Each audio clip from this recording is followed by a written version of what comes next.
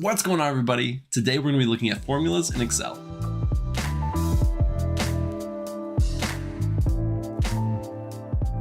Now I know what you're thinking. There's absolutely no way that you're going to be able to show us every single formula in Excel. And you're absolutely right. But I am going to show you some of my favorites and the ones that I found the most useful. And then you can go ahead and practice those and try those out. And if there are ones that you really want me to do and you think that I missed, put it in the comments below and I will see those and I'll try to make a list of those and make another video on formulas and include all of those as well. And now before we jump into the actual tutorial, I want to give a huge shout out to the sponsor of the series, and that is Udemy. You guys already know, if you watched any of my videos, that I absolutely love Udemy. I mean, honestly, they were the ones who got me started and were able to give me affordable courses for me to get started as a data analyst. I learned SQL and Excel and Python all through Udemy Courses. And so if you were looking for a platform to take a course, I absolutely recommend you look at Udemy. They have fantastic sales going on right now, especially during the holiday season in this new year. And so if you're looking to take a full-fledged Excel course, I have some of my favorites in the description below. And now without further ado, let's jump onto my screen and get started with the tutorial. All right, now before we start, I want to say that this is not like every other tutorial that I have created. This one is very streamlined, okay? So I already know exactly what I'm gonna do. There's not gonna be much messing around. I've left little notes here and there. And I'm gonna try to get through it because there's a lot of them to get through. So all these ones at the bottom. Now these are ones that I use a lot that I think are useful. Again, if you know other ones that you use a lot that think that I should be using, which I know there are ones that I left out of here, put it in the comments. I'll see the ones that people are liking and I will create more videos on these because I know there are so many. I also will save this Excel in on the GitHub. So you can go and download it. It'll be exactly what you're looking at right now. I highly recommend trying these formulas out for yourself so you can get a feel for how they work and how they're actually used, and you can mess around with it yourself. So as you can see at the bottom, we're going to start with max min. And then we're going to go on to some more, I think, a little bit more difficult things. And all these things are super useful. I'll try to talk about how you can actually use it as we go through it. Some are super self-explanatory, but some may not be. So this one I think is super self-explanatory, but again, one that you're going to use all the time. And so what we can do is we can say equal, and that's how you kind of start off saying this is going to be a formula. In this cell, equal means I am now creating a formula. And we're going to say MAX, and I'll hit tab. And so it'll kind of populate it. And right here, if you've never seen a formula before, it'll kind of give you what the inputs need to be. So it's going to say max of number 1, number 2, et cetera, et cetera. What we're going to do is we're going to give a range. So we're going to go from here down to here. You don't have to close the parentheses, but you can. I'm going to, and then you hit enter. And so for this date, it's going to give us the max date. Now these are the start dates for these people right here. And so if we just kind of glance through here, we can see that 2013 was the last year, and this one is actually the latest in that year. And so it gave us the correct one. The min is going to do the exact opposite. It's going to give us the smallest. And so we'll give it the same range. We'll close the parentheses, and it's going to say December 7th of 1995. And we can see that that is correct. So Michael Scott started in 1995, the earliest of all the employees. And you can do the exact same thing for really any of these columns. We can see who's making the most money, or at least what the highest salary is. So we'll do max, and then we'll do the salary range. And so this one again, whoops, what did I do? Oh, I did the wrong range, didn't I? No, I didn't do the wrong range. It's just, there it goes. This column was a date range, or a date column for whatever reason. Let me get rid of that. And then we can do equals min, and we'll do the salary. And at a quick glance, we can see that Pam Beasley is making the least, and 65,000 is Michael Scott, who's making that. So super simple. It shows the max, it shows the min. You can select a range. There you go. Let's move on to if and ifs. Now, if is, I think, pretty straightforward. So all you're going to do is you're going to say, if this, then that. Ifs is a little bit different. So ifs is you can put multiple conditions, and as we're writing it, I'll show you kind of what the conditions that need to be met. All right, so we're going to click right here. We're going to say equal. We're going to do if, hit tab, And we need a logical test. And so we're going to give it a range or something. We're going to say if it's equal, greater to, something like that. And then we're going to say if the value is true, what is going to be the output, or if the value is false, what's going to be the output. So let's do this right here. We'll do this age range. And so if they are greater than, let's say, let's do 30. If they're greater than 30, we're going to do a comma. And so if the value is true, what should be the output? If they're greater than 30, we're going to call them old. And then if it is false, so if they're younger than 30, what should it say?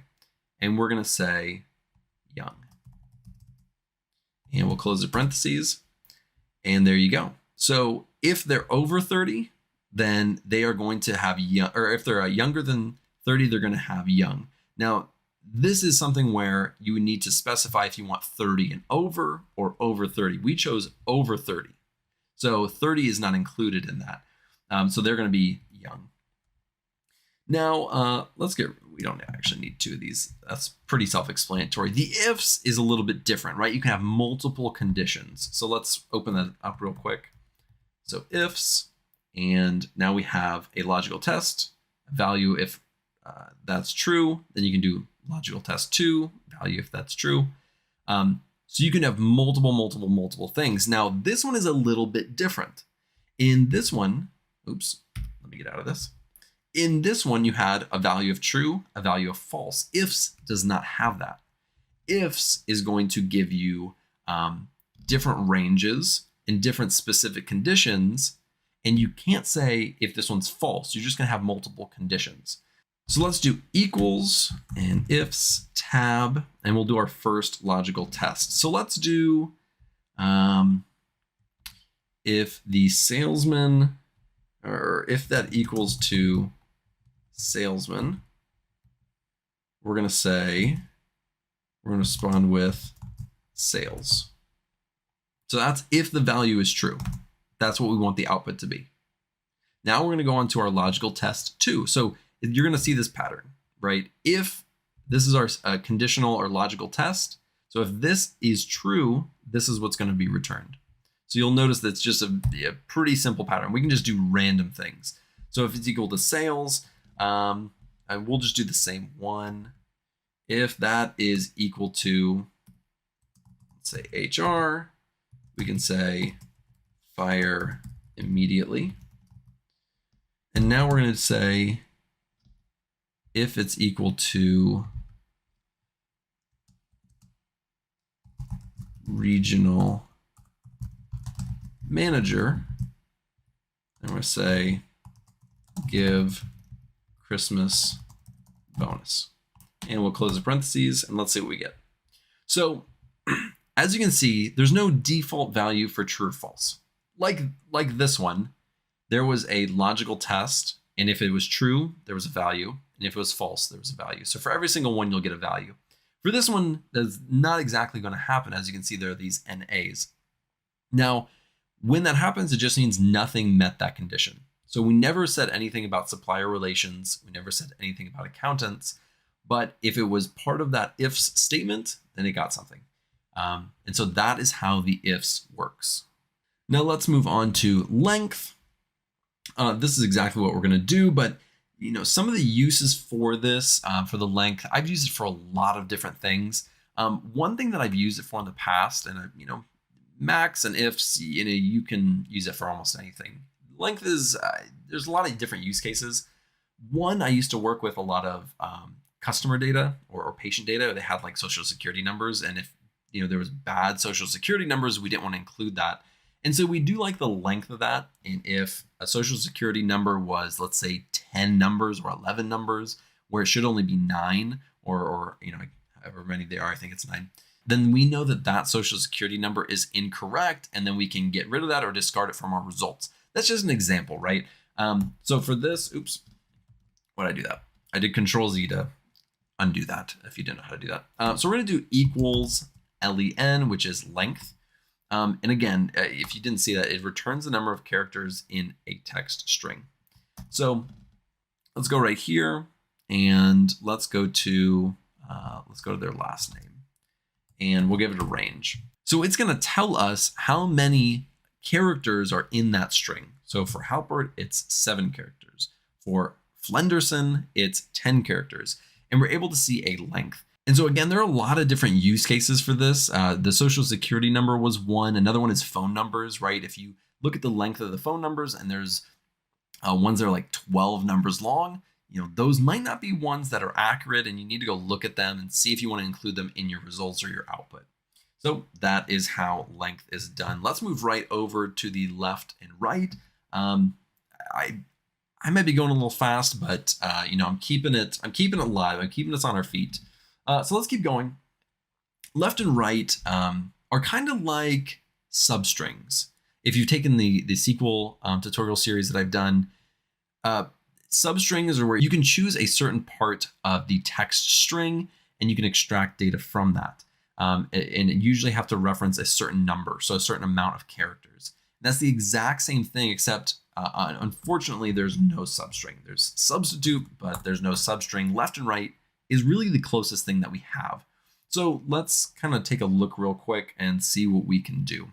So we're going to do left, and it's going to say return the specified number of characters from the start of a text string. So we're starting from the very far left, and we need to choose our text and then choose the number of characters that we're going to be looking over. So let's go over here and let's just choose, start simple. We'll get a little bit more advanced. So we have, this is our text range. So these are the ones that we want to look at. And then how many characters do we want to look forward? And we'll just choose 3 as an example. And so you can see that it takes the first 3 characters from every single thing. Now you can also do this with numbers. It doesn't just have to be, name with actual words or letters. You can do the exact same thing. So you can say right, and we're going to choose our string, and let's do this one. So all of them start with 100, and we'll just say we want to take the last one. So this one is going to start from the very far right and go over 1 character. So right here, you can see this is our range, and I just chose 1. So starting from the very far right, we go over 1 character, and that's what we take. And so that can definitely be useful. Another one that you can do, and this one is one that I have used so many times. I mean, honestly, countless times in actually using this in my job. So we're going to go from the right, and we're going to look at a date. So, sometimes you have these date structures: month, day, year, or year. Day, month, year, all these different, and sometimes you just want to extract either the month or the year or something like that, the day. And so we want to come in here and we're just going to extract I want to make that a range. We want to extract the year of the start dates. So we're going to do that, and then we're going to go over 4, because we want to take the first 4 characters from the right to give us the entire year. So let's do that, and now we can see exactly the year. And this can be just super, super useful. This is, again, one that I've used a lot. And so that is one that you might want to remember in case you're ever doing analysis on, start and end dates or anything with date data. Again, one that I highly recommend remembering. Let's go over to date to text. I actually probably should have included that before, because I actually used it in this one. If you notice right here, this is a text. So in this one we just did, that was a text. You can't do this right on start and end dates when it's a date format. And let me show you. So this is a date. Now, if I do equals, and we just did this, let's do it on the end date. And I'll do the whole range. Give me a second. And we'll do 4.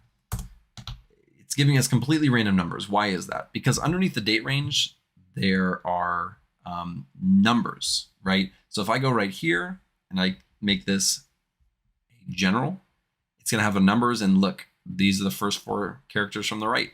And so it's doing what it's supposed to do, but it's not doing what we actually want. And that's the issue.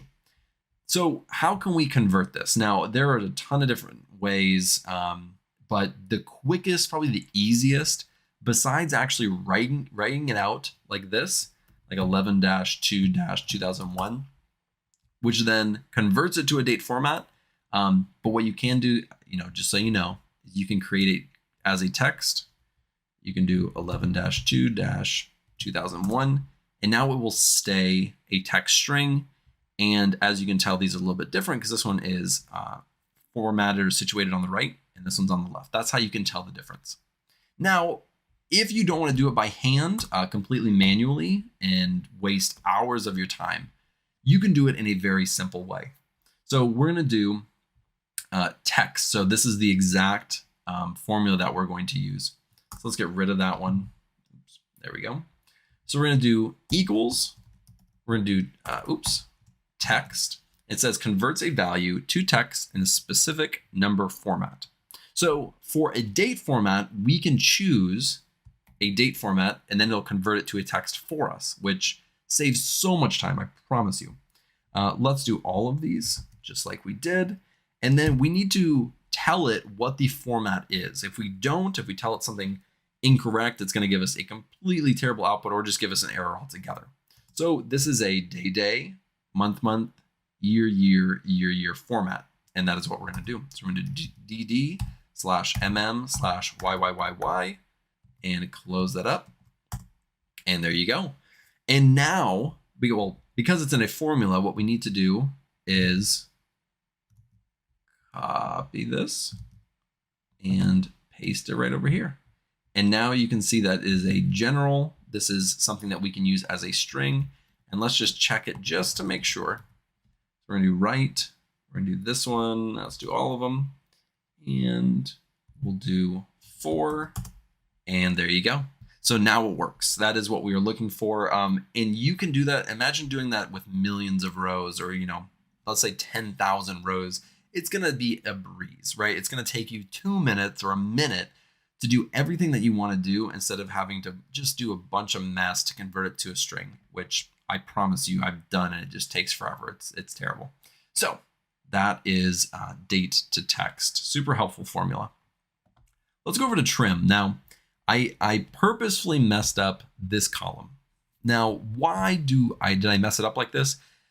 Because when you're working with real data, you're going to get data like this. It's messy, it's dirty, it just has random spaces at the end for no reason. Because sometimes you're going to be working with data that is inputted by a user. It's not like a drop-down option. So imagine somebody's typing this in, they accidentally put a space, so they accidentally put an enter or something, and then they submit it, and this is how it's going to look in the database.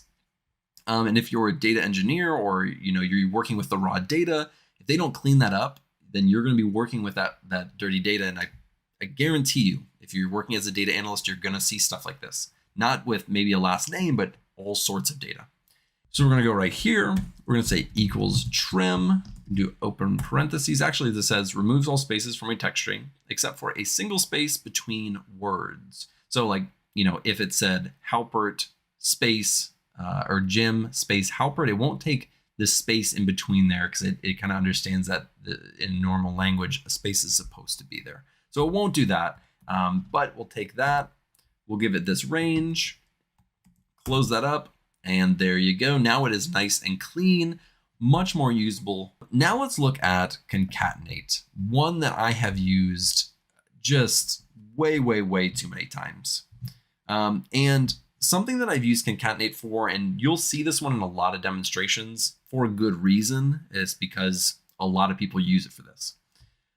So what you can do is you can say equals, let me tell you what Concatenate does real quick. So what Concatenate does, oops, I'm totally messing up here. But it joins 2 or more text strings into one string. It basically joins things together and adds them together. So let's do Concatenate, and we're going to add this first and last name. Again, one that gets used all the time, but that's because it really is useful. So you can do this, and you can say, now I want to include this. So concatenating this, and let's take a look. So it says Jim Halpert, but it's all connected. And that's typically not how people write their names. So what we can do is we can go back in here and we can do what my demonstration up here already tells us to do, which is we're just going to add another thing in here. And if we add 2 parentheses, we can include anything in here. We can include a dash, we can include an exclamation point, or we can just include a space. So let's just include a space really quick. And just like that, it works perfectly. And so now we have the full name. Now, something that you could use it for is something like generating an email. This is something that you absolutely could do, and it's pretty simple. So I'm going to do it like this. I'm going to say, oops, what did I do? I'm going to say dot, and then at the end, I'm going to say at, oops, comma, quotation at gmail.com. And now I've created emails for all of these people. So just something that you can do with this, and something that it absolutely is used for. And you'll see that demonstration almost everywhere because honestly, it gets used a lot by data analysts. And so, just a good one to know, understanding how that concatenation works. Let's go over to the next one. So we are going to do substitute. Now, substitute's really interesting. There are different ways you can do it. I'm going to show it to you on these dates real quick. And that's what we're going to look at. So changing a date format, changing how what it's supposed to look like is absolutely something that happens all the time. And sometimes you'll even get it like this, where it'll look like it'll be messy. It'll be a different, format. So this one has, all the other ones have slashes, where these ones have dashes. And what you can do is, if you want to, well, let me actually go with the no instances real quick, because this one is actually makes the most sense. So we'll do equals, and we're going to say substitute. And let me say substitute replaces existing text with new text in a text string. So if we do an open parentheses, it says we take the text, we have the old text, we have the new text, and then we have what instance or how many times or what instance are we looking at? And I'll explain that in a little bit. So the text that we're going to be looking at is this one right here. So let's take this range. And the old is, we're going to take this dash. And so let's take the dash. And then what do we want to replace it with? We want to replace it with this slash right here. I think it's a forward slash. Isn't that what it's called? Is that called a forward slash? Am I crazy? And we're not going to put an instance. Notice that that's in a bracket. That means it's optional. We're going to do none of that. And what it's going to do is it's going to fix this. So this one is now in the correct format that we want. And that's fantastic. That's what we tried to accomplish given what we had. Now let's fix that. If we want to do the exact same thing, we can say, what are we doing? Substitute. We can do substitute. We can do open parentheses. We'll give the range. And now let's say we want to change all of them to a different format. So instead of the forward slash, I'm going to keep calling it that, if that's correct. We want to give it a dash. And so then we close that. And now all of them are in this new format. So it's able to substitute a specific value for a new value. And if you don't include an instance, then it'll do it to every single one in there. So let's go over here, and we're going to actually use the instance num, and I'll show you what that does. And so really quick, we'll do the exact same thing that we just did. We'll do the forward slash, and we want to replace it with this one again, this dash, but we only want to do it on the first instance of that forward slash. And so as you can see, all the ones that were replaced are the very first instance, whereas the second instance, which is the second time it appears in this string, does not get touched.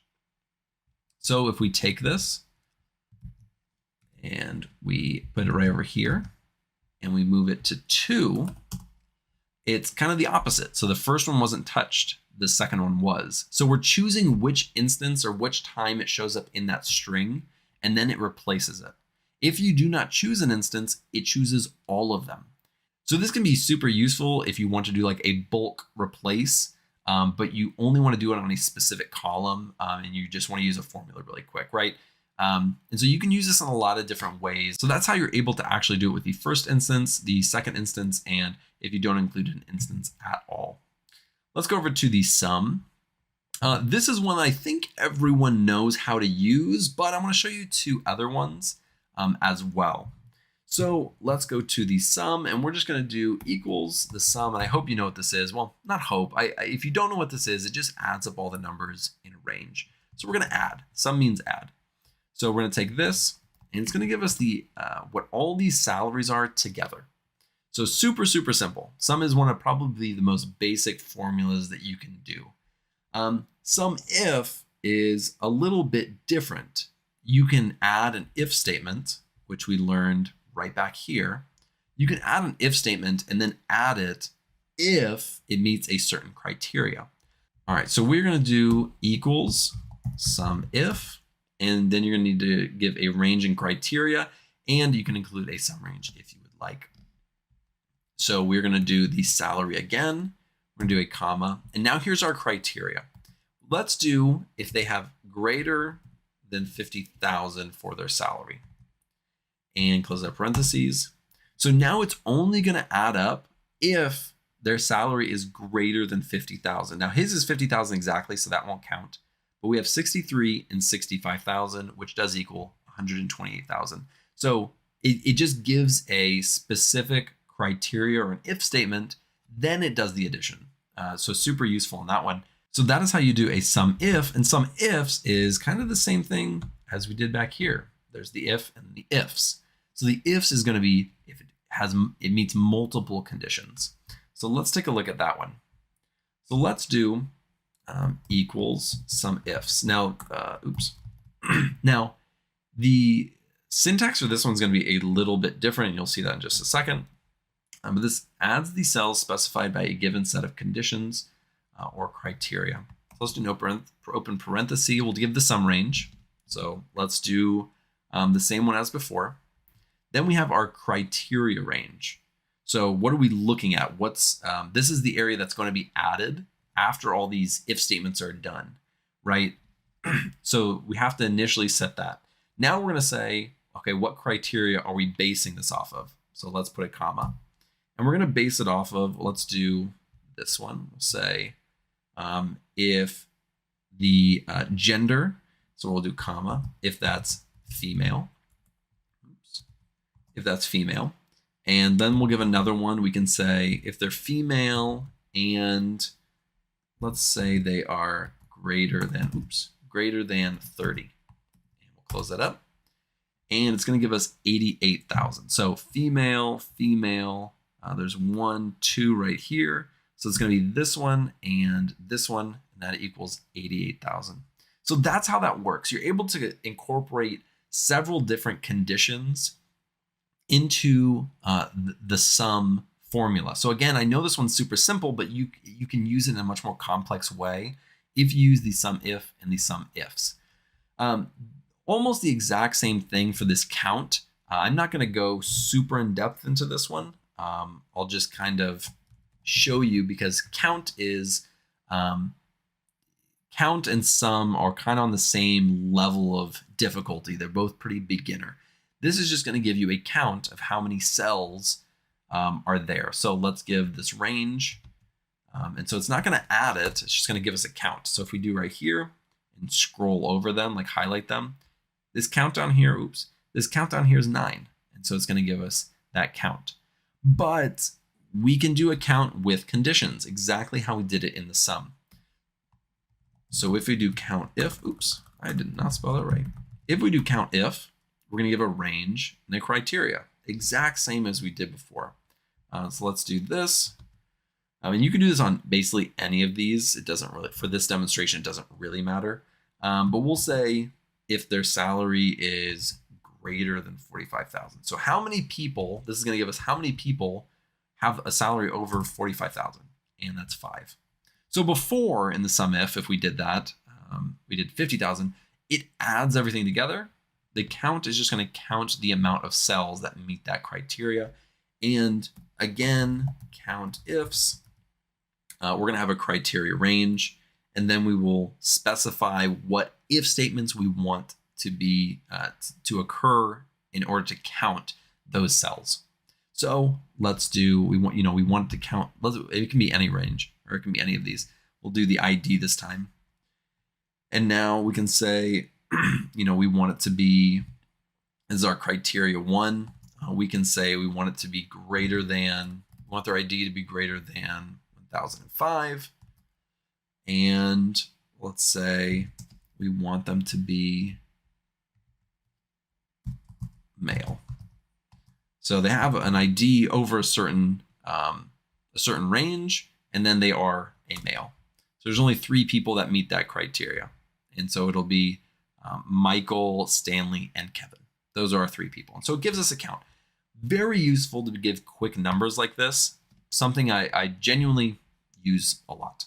And I know I've said that a lot during this tutorial, but that's because everything I'm showing you are things that I've used a lot. So I don't feel like I'm speaking out of turn here. Let's look at this one. This one is very, has some specific use cases. Notice that this is a text right now. If you do it when it is in a date format, it actually will not work. I mean, you can test it out yourself. You just gotta trust me, it's not gonna work. So what this does is it's gonna give you the range from this day to this day. That's what it's gonna do. So let's do, days. We wanna choose our end date. So this is our end date. That's kind of backward from what you think. End date to start date, you think start date to end date. So you have to start with this one, and then we're gonna choose the start date. And now it's gonna tell us how many days was it from here to here. And this one, it's 5,056. So NetworkDays is extremely similar, except it takes out holidays and it takes out weekends. And you can see how many working days has this person, how many working days or network days has this person worked, not including weekends and holidays, have they actually worked since their start date and their end date. So let's do network days, and we need our start date, our end date, and you can specify extra holidays if you'd like, but there are already standard set holidays in there that it takes out. So if you want to do that, you can. So we're gonna do the start date. Again, this one's different. This one says start date, end date. And then we're going to give the end date. And if you notice, they are going to be different numbers, dramatically lower because it's taking out weekends and holidays.